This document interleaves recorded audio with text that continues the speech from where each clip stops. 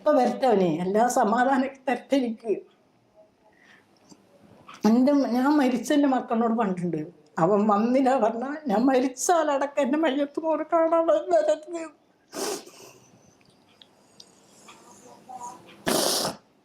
ഇപ്പൊ ഇല്ലാത്ത ബന്ധം അപ്പൊ വേണ്ട. അപ്പൊ ഒഴിവാക്കി വരട്ടെ, എല്ലാം ഒഴിവാക്കി വന്ന് ഞാൻ സ്വീകരിക്കാൻ തയ്യാറാണ്. ഞാൻ ഒന്നും ചോദിക്കൂല. എനിക്ക് എൻ്റെ മോൻ മതി. സ്വത്തോ മുതലോ പണം ഒന്നും വേണ്ട. എന്റെ കുട്ടീനെ എനിക്ക് കിട്ടിയാൽ മതി. എനിക്ക് ആയുള്ള സമ്പത്തിന്റെ 3 മക്കൾ. ഹലോ ഗൈസ്, അസ്സലാമു അലൈക്കും. Welcome back to my channel. കഴിഞ്ഞ ദിവസം ആശയുടെ ഉമ്മയുടെ ഒരു ഇന്റർവ്യൂ കാണാനിടയായി. ഒരു മകനെ ഓർത്തിട്ട് ചങ്ക് പൊട്ടിക്കരയുന്ന ഒരു ഉമ്മ കാണുമ്പോൾ നമുക്ക് എല്ലാവർക്കും സത്യം പറഞ്ഞ വിഷമമായി പോയി. ഒരു മകനെ ഓർത്തിട്ട് ഇത്രത്തോളം ഉരുകി ഉരുകി ഉരുകി നീറി ജീവിക്കുന്ന ഒരു ഉമ്മ വേറെ ഉണ്ടായിരിക്കത്തില്ല. കുറെ വർഷങ്ങളായിട്ട് അവർ കിടന്ന് എന്താ പറയുക, അവരുടെ ചങ്ക് പൊട്ടി കരഞ്ഞു തീർക്കുകയാണ് അവരുടെ ജീവിതം. ഈ ഒരു മകനെ ഓർത്തിട്ട് മകനെ തിരിച്ചു കിട്ടാൻ വേണ്ടിയിട്ട് ആ ഉമ്മ അത്രത്തോളം കിടന്ന് വിഷമിക്കുന്നുണ്ട്. ആ ഉമ്മ പറയുന്നുണ്ട്, എനിക്ക് ഏത് വിധേനയായാലും എന്റെ മകനെ എനിക്ക് തിരിച്ചു കിട്ടണം.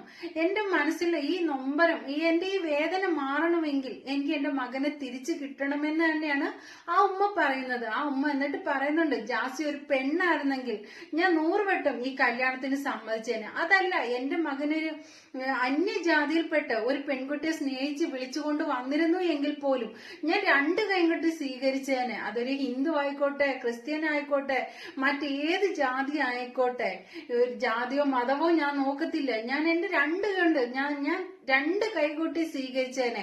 എന്റെ മകന്റെ ഇഷ്ടമല്ലേ, എന്റെ മകന് ഇഷ്ടപ്പെട്ട പെണ്ണല്ലേ ഞാൻ കല്യാണം നടത്തി കൊടുത്തേനെ. ഈ ആണും പെണ്ണും കെട്ടതിനെ ഞാൻ എങ്ങനെ കല്യാണം കഴിച്ചു കൊടുക്കും? ഞാനൊരു ഉമ്മയല്ലേ, ഈ സമൂഹത്തിൽ ഞങ്ങൾക്ക് ഇറങ്ങി നടക്കേണ്ടതല്ലേ എന്നാണ് ആ ഉമ്മയുടെ ഒരു ആവലാതി. ശരിക്കും അത് സത്യമാണ്. ഏത് മാതാപിതാക്കൾ ഇങ്ങനെ നടത്തി. ജാസി ഒരു പെണ്ണാണെങ്കിൽ ഞാൻ കെട്ടിച്ചു കൊടുക്കും.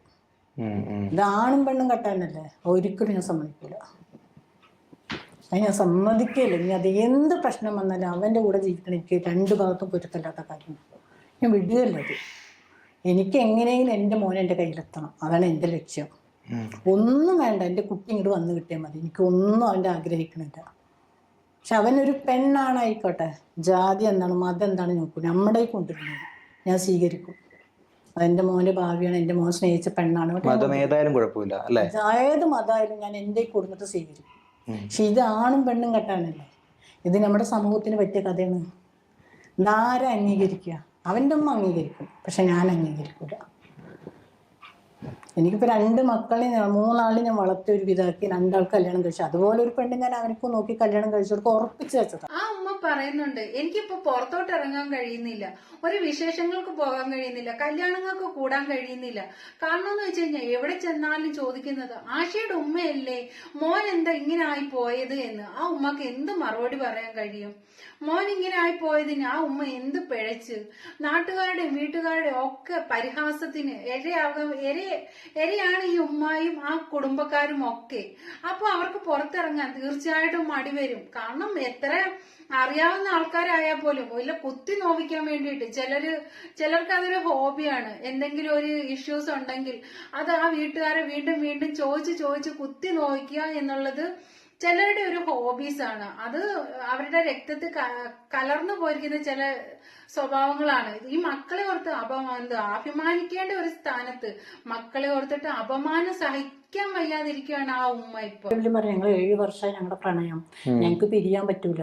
എനിക്ക് ജാസിനെ പിരിയാൻ പറ്റൂല, ആശിനെ എനിക്ക് പിരിയാൻ പറ്റൂല. ഞാൻ വിട്ടുകൊടുക്കില്ല. പെറ്റ തള്ളക്ക് വിട്ടുകൊടുക്ക, അവനക്ക് വിട്ടുകൊടുക്കാൻ പറ്റില്ല. എനിക്ക് ജാസിനെ വിട്ടിട്ട് ആശി വരാൻ പാടില്ല.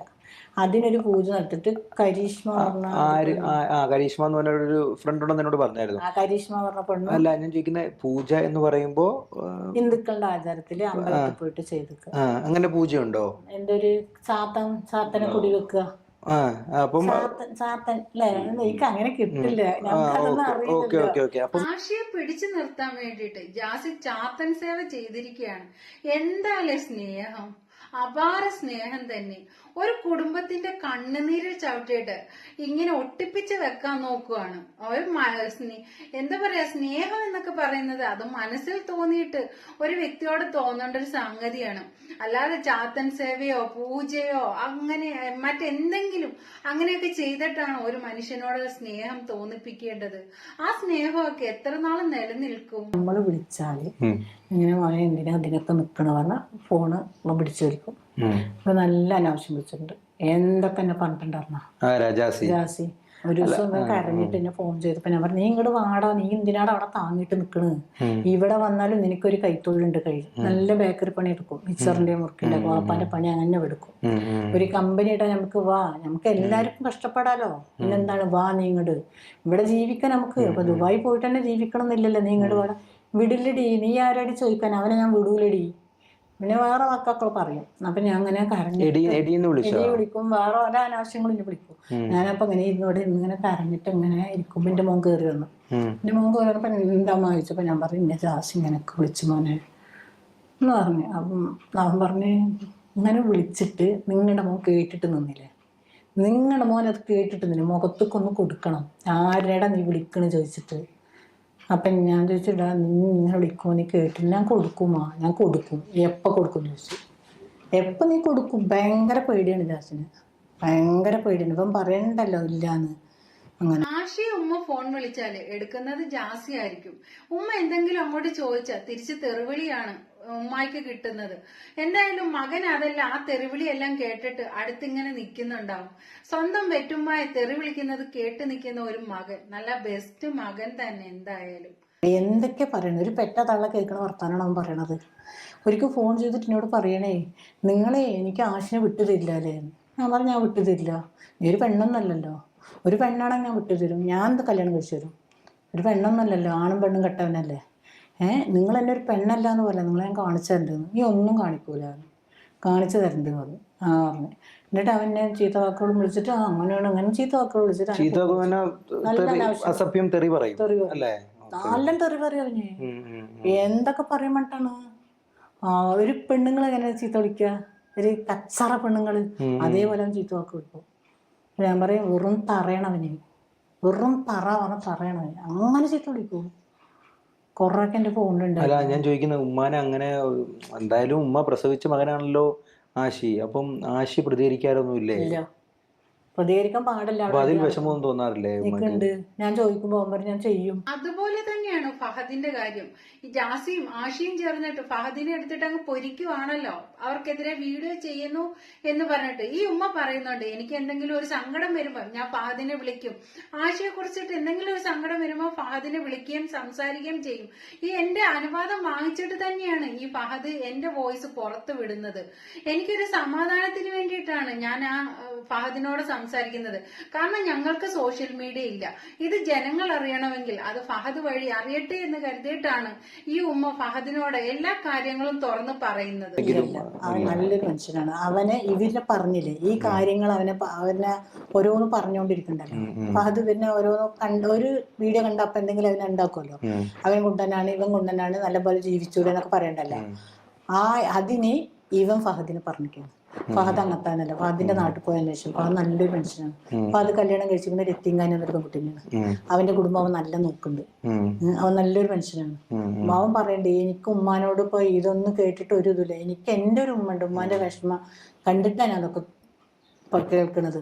നന്ദിനി പറഞ്ഞപ്പോ എനിക്ക് വല്ലാത്ത വിഷമമായി ഉമ്മ പറഞ്ഞു. ഞാൻ തന്നെ അവനോട് എല്ലാ കാര്യങ്ങളും പറഞ്ഞു. അല്ലാണ്ട് ഫഹദ് അങ്ങനത്തെ ഒരുത്തനല്ലേ അല്ല, നല്ലൊരു മനുഷ്യനാണ് അവന്. അവനൊക്കെ സംസാരിക്കുക ഡീസന്റ് ആണ്. ജാസി ആശയുടെ ചേട്ടനെ വിളിച്ചിട്ട് പറയാണ്, എന്റെ സ്വത്തുക്കൾ മുഴുവനും ഞാൻ നിങ്ങൾക്ക് എഴുതി തരാം, പകരം എനിക്ക് ആശയെ എനിക്ക് ഇങ്ങനെ സ്വന്തമാക്കി തന്നിരിക്കണം. ജാസി എന്താ പറയാ, എങ്ങനെ തോന്നി ഇതുപോലെയൊക്കെ സംസാരിക്കാൻ? നല്ല ബെസ്റ്റ് സംസാരം. ഏത് സ്വർഗം തരാമെന്ന് പറഞ്ഞാലും അവർ ഇത്രയും വളർത്തിക്കൊണ്ടുവന്ന ഒരു മകനെ നിങ്ങൾക്ക് തരുമോ? ഏത് സ്വർഗം തരുമെന്ന് പറഞ്ഞാൽ ഏതെങ്കിലും ഒരു മാതാപിതാക്കളോ കൂടപ്പിറപ്പുകളോ ഇതിന് സമ്മതിക്കുവോ? ഇങ്ങനെയൊക്കെ ചോദിക്കുന്നതിന് തന്നെ വേണം നല്ലൊരു തൊലിക്കെട്ടി എന്ന് പറയുന്നത്. എന്തായാലും എത്രയും പെട്ടെന്ന് ആ ഉമ്മയുടെ സങ്കടം, ആ കുടുംബത്തിന്റെ സങ്കടം മാറ്റി കൊടുക്കട്ടെ. ഇറങ്ങി നടക്കാൻ പറ്റണ്ടോ? എനിക്കൊരു കല്യാണം വീട്ടിൽ പോയ ആഷിക്കിന്റെ അമ്മ, ആഷിക്ക് എന്താ അങ്ങനെ, എല്ലാവരും അത് ചോദിക്കണവരുള്ളൂ. ഇന്നും നമുക്കൊരാളുടെ മുഖത്ത് നോക്കാൻ പറ്റുന്നതല്ല. ഒരു പെണ്ണാണെങ്കിൽ വേണ്ടില്ല, ഒരു പെണ്ണാണെങ്കിൽ വേണ്ടില്ല. ഇത് പറയണവരുള്ളൂ. എന്ത് നല്ലൊരു മോനായിരുന്നില്ലേ, എന്ത് ചന്നുള്ളൊരു മോനാണ്, ഇങ്ങനെ പോയി പെട്ടില്ലേ, ഇങ്ങനെ ഒരു പെണ്ണാണെങ്കിൽ വേണ്ടില്ല. ഇത് കേൾക്കുമ്പോൾ അങ്ങനെ ഞാനൊരു കല്യാണത്തിനും പോകില്ലല്ലോ. ഇപ്പോൾ പാപ്പ മരിച്ചതിന് എവിടെയും പോകണില്ല. ഇപ്പോൾ ഒഴിയാത്ത കുടുംബങ്ങൾ മാത്രം പോകണുള്ളൂ. എനിക്ക് മടിയാണ്. എന്താ പറയുക, നമ്മളറിയാൻ തുടങ്ങിയില്ല ആഷിക്കിൻ്റെ ഉമ്മ. ആഷിക്കിനെ എല്ലാവർക്കും അറിയാമല്ലോ. അപ്പം ആഷിക്കിൻ്റെ ഉമ്മ പറയുമ്പോൾ നമുക്ക് മടിയാണ്. എന്തങ്ങനെ ആയി, എന്തങ്ങനെ. ചിലപ്പോൾ ചിലവർ ചോദിക്കും, ആ ചെറിയ മരുമോളും നിൻ്റെ വീട്ടിലാണോ, എങ്ങനെ ഉണ്ടാവും?